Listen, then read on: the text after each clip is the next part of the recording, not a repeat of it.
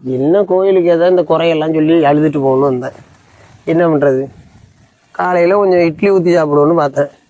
நம்ம வீட்டில் என்ன குழவி இருக்கா, ஆடுகள் இருக்கா மாவு அரைக்கிறதுக்கு? ஏதோ இந்த பட்டர் புள்ளியில் ஒரு கிரைண்டர் ஒன்று கிடக்கு, கடன்னு அடிச்சுக்கிட்டு அதெல்லாம் அரைக்க வேண்டியதாக இருக்குது. ஆத்திர வருஷத்துக்கு ஒரு பால் பாக்கெட் வாங்கணும், கடத்துற பொண்ணோட ஒரு சைக்கிளுக்கு வழி கிடையாது. ஏதோ ஒரு பைக்கு கிடக்கு, ரைடர் ஒன்று கிடக்கு, SP 125 ஒன்று கிடக்கு. ஏதோ இந்த பைக்கை வச்சு தான் அங்கிட்டு இங்கிட்டு ஓடிக்கிட்டு இருக்க வேண்டியதாக இருக்குது. அப்புறம் இந்த குறையெல்லாம் எங்கே போய் நான் சொல்கிறது?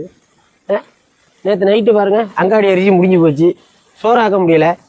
ஏதோ கொஞ்சம் பாஸ்மதி ரைஸ் கிடந்தது, சரின்ட்டு ஒரு ரைஸை போட்டு, ஒரு வெஜ் ரைஸை போட்டு சாப்பிட்டேன். இப்படி தான் வாழ்க்கை ஓடிக்கிட்டு இருக்கு. என்ன பண்ணுறது? ஒன்றும் சொல்கிற மாதிரி இல்லை. அது அந்த குறைகளெல்லாம் கடவுள்கிட்ட சொல்லிக்கிட்டு இருக்கேன். இன்னைக்கு காலையில் மழை வந்துடுற போது துணி துவைப்போன்னு பார்த்தேன். எப்படி துணி துவைக்கிறது? துணி துவைக்கிற கல்லுக்கு கூட நம்மள்ட்ட அந்த கருங்கல்லுக்கு வழி கிடையாது.